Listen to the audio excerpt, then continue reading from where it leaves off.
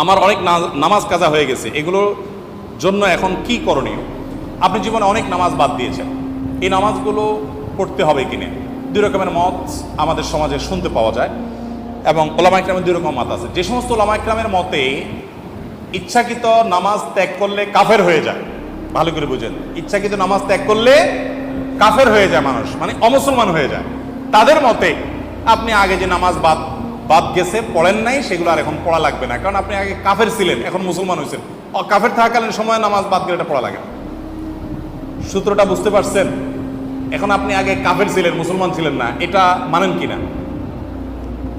বেনামাজিরা যারা আগে নামাজ পড়েন নাই তারা আগে অমুসলমান ছিলেন, মানেন কিনা এটা?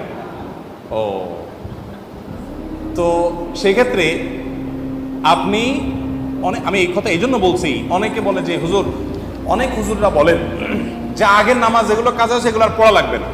আমি বলি খুব ভালো কথা, আপনি সেই হুজুরের ফতোয়া নিচ্ছেন, এই তো হতে পারে স্কলার তার ইজতিহাদ, আপনি সেটা নিচ্ছেন, এই তো সেটা যদি নেন তাহলে আপনি আগে মুসলমান ছিলেন না সেটাও নিতে হবে।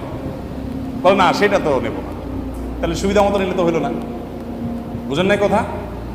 তো এই জন্য যে সমস্ত ওলামায়ে ইকরাম, ওলামায়ে আহনাফ এবং আর অনেক ওলামাদের মতে, ইমামদের মতে নামাজ কেউ পড়ে না কিন্তু তার ভিতরে অপরাধ বোধ আছে যে নামাজটা পড়া উচিত, আমি নিয়মিত পড়তে পারছি না, এটা দুঃখিত, আমি পড়বো, চেষ্টা করবো, আল্লাহ, তার ভিতরে অপরাধ বোধ আছে, সে নামাজের অপরিহার্য থেকে স্বীকার করে, এই ব্যক্তি কাফের না।